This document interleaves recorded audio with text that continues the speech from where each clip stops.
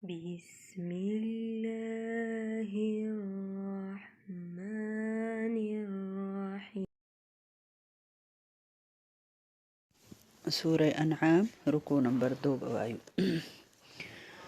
اعوذ بالله من الشیطان الرجیم. بسم الله الرحمن الرحیم.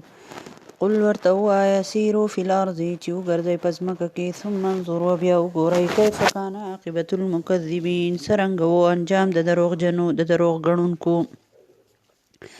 چا چې حق دروغجن ګڼلی. قل لمن ما فی السماوات والارض ورته ووایه چې چا لره دي په هغه څه چې په اسمانونو کې او په ځمکه کې دي.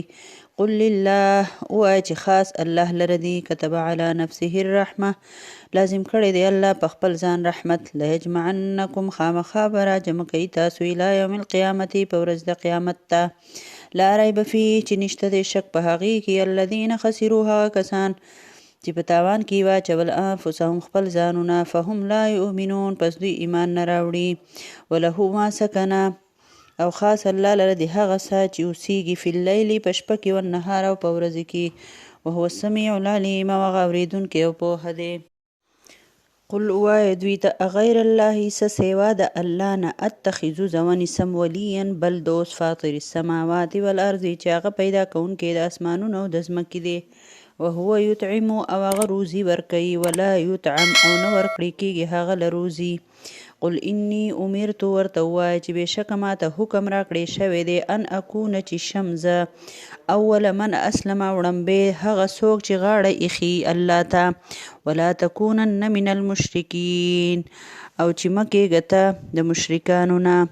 قل ته ورته ووایه انی اخافو بېشکه زه یریږم ان عصیت ربي که ما نافرماني وکړه د خپل رب عذاب یوم عظیم د لویې ورځې د عذاب نه یریږم.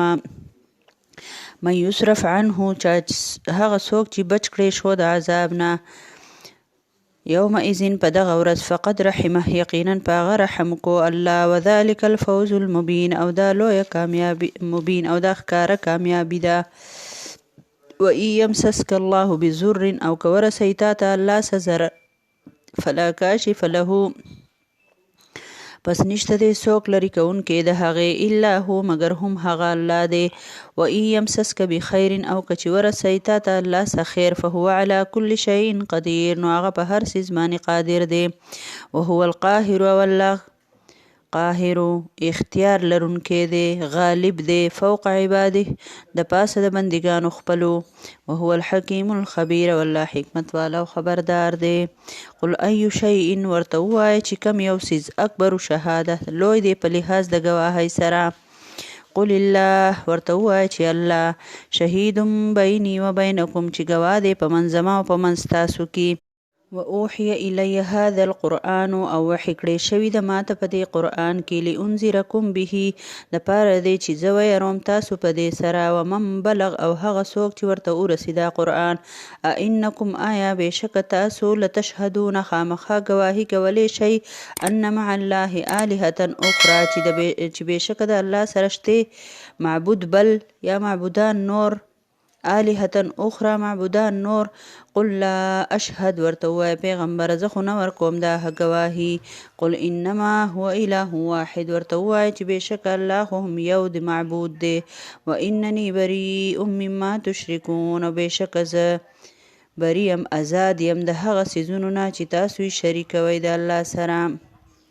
الذین آتیناهم الکتاب هغه کسان چې ورکړی دی موږ دوی ته کتاب یعرفونه پیژني دوی دا خبره کما یعرفونه لکه څنګه چې دوی پیژني ابناءهم زامن خپل. الذین خسروا انفسهم هغه کسان چې په نقصان کې اچولی دوی خپل ځانونه فهم لا یؤمنون پس دوی ایمان نه راوړي. پرلپسې د الله رب العالمین د وحدانیت او د پاک نبی صلی الله علیه وسلم د رسالت ذکر دی. دلته د کائناتو د شپې د ورځې د ځمکې د اسمانونو ذکر شوی دی چې دا هر څه د الله رب العالمین په اختیار کې دي او هغه مهربان رب تاسو ټول له روزي درکوي. الله د چا نه روزي نه غواړي. الله ورکول واله دی الله غوښتل واله نه دی الله عطا کول واله دی. او بیا الله فرمایي زه د لوی ورځې د عذاب نه آخرت طرف ته دوی ته دغه کوي عقیده دوی کفارو عقیده دې طرف ته راولي چې تاسو په آخرت یقین ساتئ، یعنی داسې ورځ راتلونکې ده چې تاسو به د ټولو اعمالو جوابدهي یئ، الله ته به جوابدهي کوئ.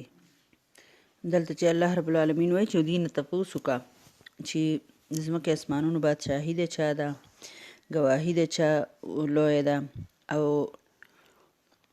که تاسو ته تکلیف رسي نو لرې کوونکی څوک دی. د دې ټولو خبرو د تپوس مطلب هم دا دی چې تاسو ته علم شته چې بل څوک دا کارونه کولی شي، یعنې د الله نه سوا بل څوک داسې بادشاه شته، داسې اختیارمند شته چې د هغه بندګي او عبادت تاسو وکړئ، نو بیا ولې د الله نه سوا د نورو بندګانو د نورو معبودانو بندګي کوئ چې هغه اختیار نه لري او تاسو ته پته ده چې الله یو دی، نو بیا په ایمان ولې نه راوړئ؟